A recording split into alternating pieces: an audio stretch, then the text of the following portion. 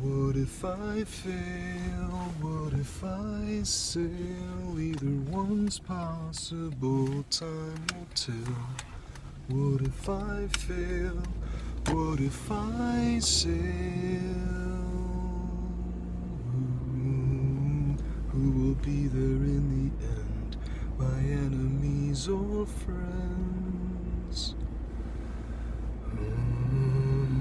Who will be there in the end? My enemies or demons?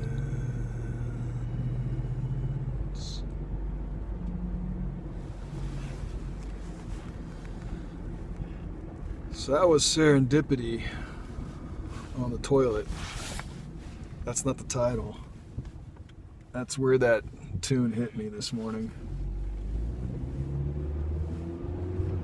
For some reason, being in the bathroom, I won't elaborate, but anywhere quiet after experiencing something not quiet, whether it's with work, a friend, family member, just something where there's a lot of dialogue or noise. I find that when I retreat somewhere, in this case the bathroom, something just hits me. And it's never something that I intend to really do much with, but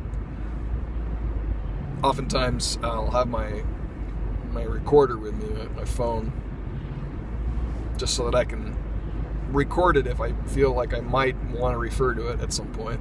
But this is why I have backlogs and backlogs of folders from many old phones, and then many old digital recorders before phones could record your voice, and then many old tapes before I had digital recorders.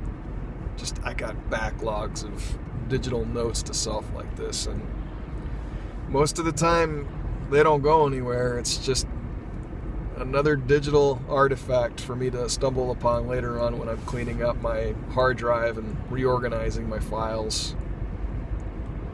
But sometimes I'll remember, oh, you know what?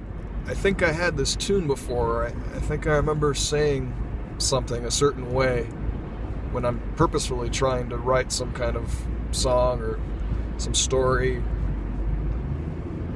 During those purposeful moments, that's when I start thinking back to my mental Rolodex, all the things over the years that I've recorded, half recorded, just little blurbs, and then I'll go back and look for some of those when it makes sense to. So, where does your serendipity happen?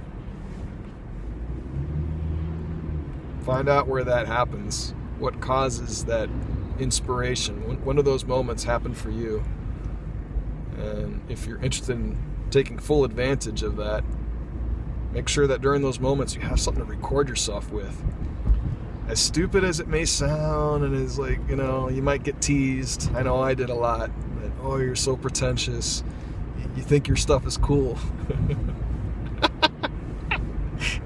I don't care if it's cool. It makes me feel cool. It makes me feel, when I make those things come to mind and I express them, I feel good. So it's not about being pretentious. It's just having the tool ready at hand to be able to record whatever is hitting you, so that later on you can do something with it if you choose to. And like I said, most of my stuff goes nowhere. I probably have about 99.99% of stuff that's filed in the trash, the digital trash. But every once in a while I use one of the things I consider a gem that would have only been possible if I would have had the forethought to bring a digital recording device into the bathroom with me. I guess I now know why my daughter spends so much time on the throne. She's related to me. I should stop getting upset with her for being late to dinner. This is my fault. That song, or that little snippet, the reason it hit me was because I'm afraid. There's so much that I'm trying to do with life right now. that has been a long time coming. It's been something that I've dreamt about for years, but never really trusted it.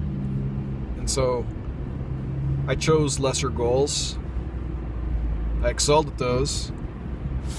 Did one of these, more than just one of those, and thought, oh yeah, I'm doing better than average because I'm getting an award at work for XYZ. It doesn't really fuel me, but so now the difference is I'm pursuing what I always wanted to do since I was 5 with reckless abandon, and that scares the living you-know-what out of me. So what if I fail? What if I sail? That's where those words came from. It's like, now I'm going all out, and whatever happens, I'm gonna have to deal with that. Not in an irresponsible way. I'm not saying do something to destroy your future or your family's future. Don't recklessly, I used the word reckless abandon earlier, but I don't mean it in an irresponsible manner. There's a way for you to pursue your dream with reckless abandon without being reckless about it. Don't you just love the English language? I mean, you can really mean 2 totally different things and still be using the same words depending on the inflection and the context. And this is why we have such a hard time understanding each other, and we actually get into a lot of unnecessary arguments. The strength and the weakness of the English language. And I shouldn't be pompous about that. The strength and the weakness of human language. Music. I think that language supersedes all human languages. What do you think?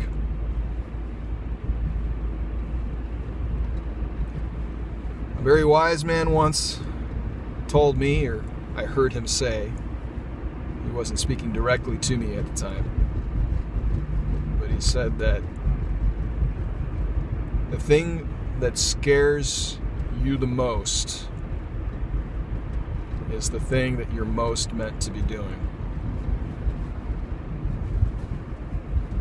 Thanks a lot, Tiamo. I'm scared out of my you-know-what right now.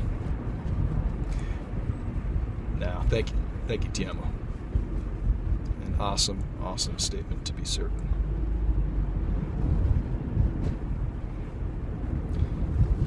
Time to go fail and sail. And this was day 26, I believe. These days are getting few, where we are challenged to speak for at least 60 seconds, and one of these days has to be 60 minutes. Running out of days for that 60 minutes. Scary.